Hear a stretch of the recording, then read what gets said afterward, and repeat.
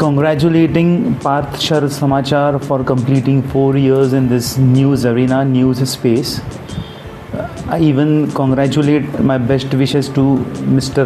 राजेश नायडू जी.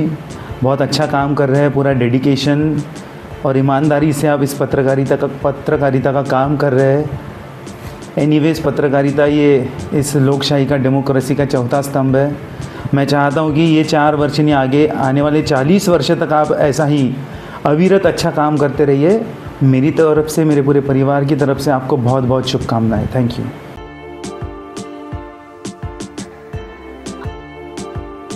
विदर्भातील एक अग्रगण्य न्यूज चॅनल पार्थ शायर या न्यूज चॅनलच्या माध्यमातून अनेक बातम्या प्रसारित करण्याचं काम मागील 4 वर्षापासून होताना दिसते आहेत आणि आज न्यूज चॅनलच्या क्षेत्रामध्ये चांगलं काम या ठिकाणी होते आहे. आमचे मित्र राजेशजी नायडू यांनी हे चॅनल सुरू केलेलं आहे. 4थं वर्ष पूर्ण होत आहे. या चॅनलच्या माध्यमातून दरवर्षी सामाजिक उपक्रमसुद्धा राबवले जातात.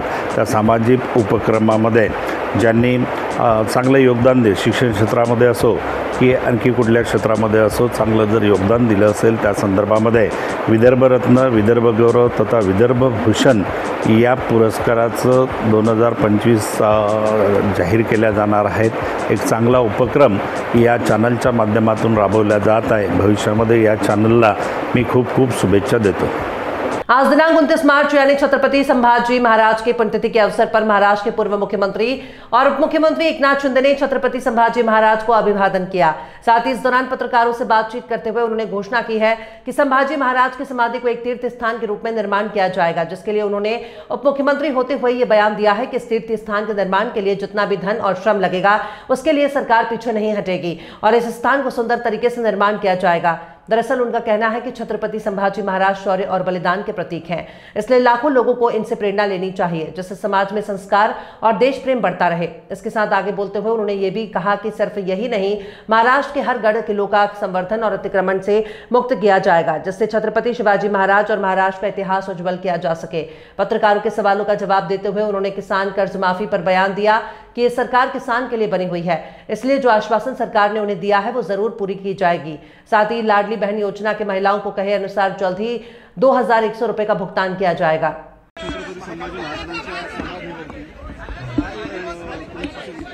336वी धर्मवीर छत्रपती संभाजी महाराजांचा बलिदान दिवस आहे आणि हजारो शिवभक्त या ठिकाणी माथा टेकायला येतात, विनम्र अभिवादन करायला येतात आणि म्हणून विनम्र अभिवादन करायला मी आलो आणि खऱ्या अर्थाने आज छत्रपती संभाजी महाराज हे एक शौर्याचं प्रतीक आहे आणि म्हणून आज इथं हे स्मारक जे आहे हे तीर्थक्षेत्र होईल.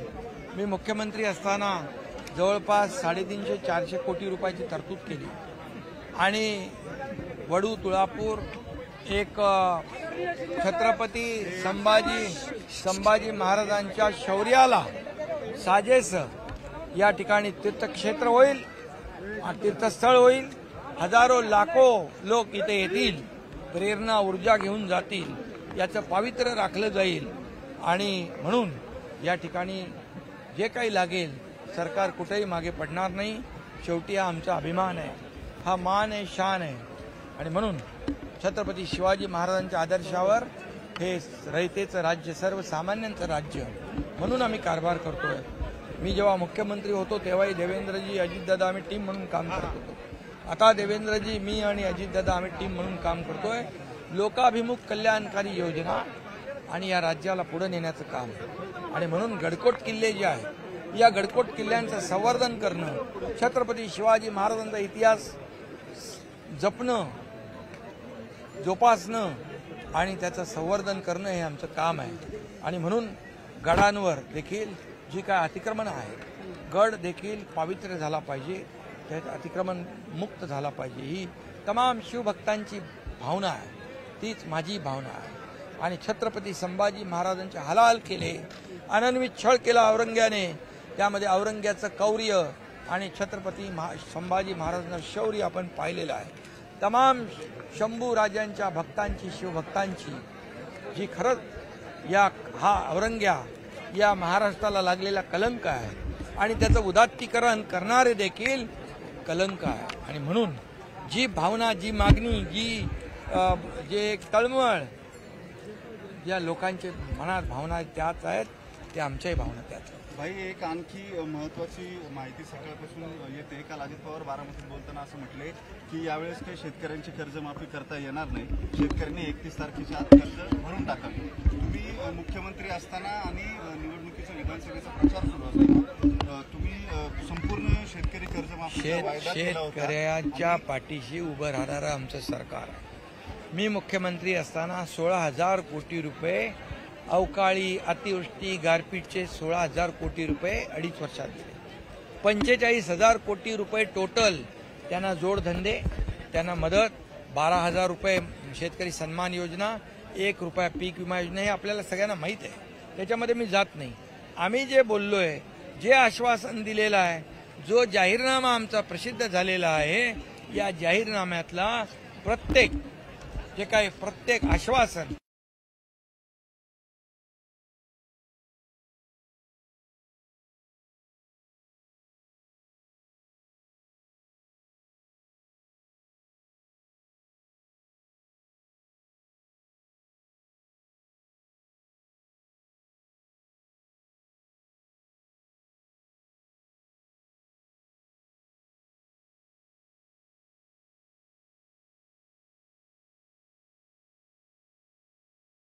सरकारची ताकद लाडक्या बहिणींनी वाढवली, सरकारला ताकद दिली, बळ दिलं, आर्थिक ताकद वाढली, तर लाडक्या बहिणींना 2100 रुपये दिले जातील, हे आमचंच आश्वासन आहे.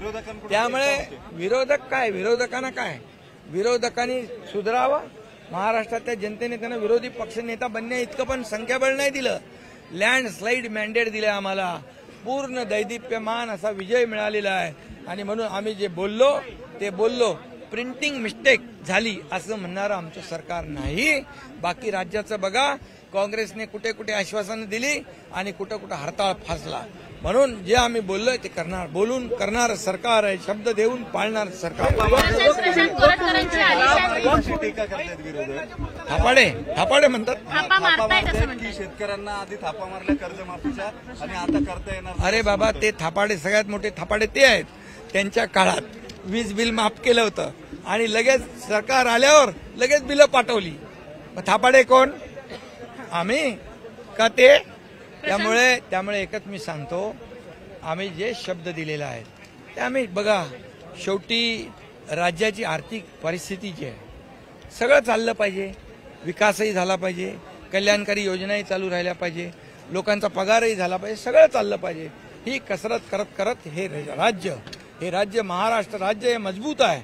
आणि आम्ही देवेंद्रजी, आम्ही अजितदादा या राज्याला देशामध्ये नंबर 1 केले, अजून मजबूत करू. आणि या राज्यात सगळ्यात जास्त विकास प्रकल्प सुरू आहेत. त्यामुळे आर्थिक क्षमता आमची वाढेल आणि या सर्व योजना ज्या आहेत, सर्व आश्वासन आहेत ते आम्ही पूर्ण करू. मोदी को स्वागत है, सच्चा बता रहे उद्धव ठाकरे और हिंदुओं पर सवाल उठा रहे हैं, क्या कहेंगे? मोदी को स्वागत। अरे देखिए, ये पता करो, ये जो बोलने वाले जो है उन्होंने लोकसभा के चुनाव में कैसा बर्ताव किया है, कैसे फेक नैरेटिव को फैलाया, आरक्षण जाएगा, संविधान बदलेगा, मुसलमानों के लिए डर पैदा किया, सब कुछ किया, संविधान खतरे में ऐसा कहा गया.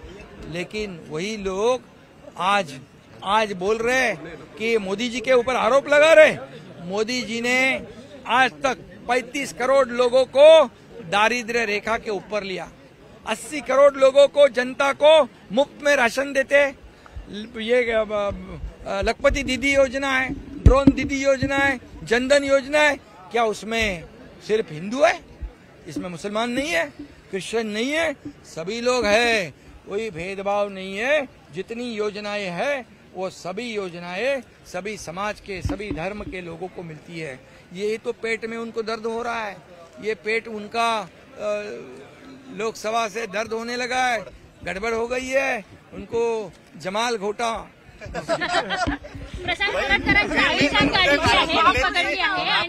महापुरुषांच्या अवमानाच्या संदर्भामध्ये विशेष अधिवेशन बोलवून कायदा करा आणि उदयनराज सकाळी म्हटलेत आणि सरकार लक्ष देत नाही असं. महापुरुषांचा मान राखला पाहिजे आणि महापुरुषांच्यावर जो कोणी बोलेल त्याला सोडलं जाणार नाही.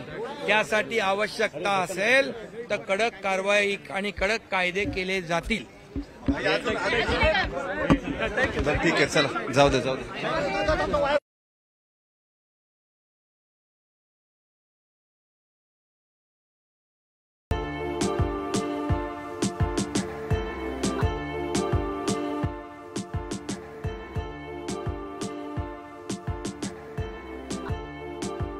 पार्थशहर समाचार के चौथी वर्षगांठ के लिए उनको हार्दिक बधाई। ये चैनल जो 4 साल में पनपा है वैसा ही अक्सर भविष्य में पनपे, लोगों के बॉटम तक जाए और जो भी पब्लिक की ग्रीवांस है वो सरकार के नज़र में, प्रशासन के नज़र में लाए और ये और पूरी ताकत से ये आगे की जंग लड़ने के लिए इनको शुभेच्छा।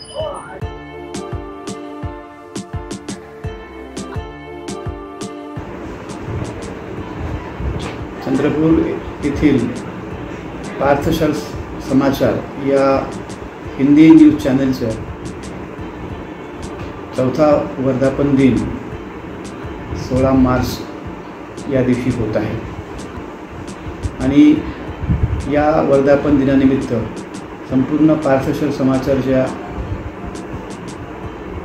काम करणारे सर्व पदाधिकारी आणि सोबतच त्या ठिकाणी असणारे कर्मचारी वृंद यांना मी खूप शुभेच्छा देतो। पत्रकारितेमध्ये आणि त्यात इलेक्ट्रॉनिक्स मीडियामध्ये काम करणं हे अतिशय जोखमीचं असतं आणि या काम करत असतानाच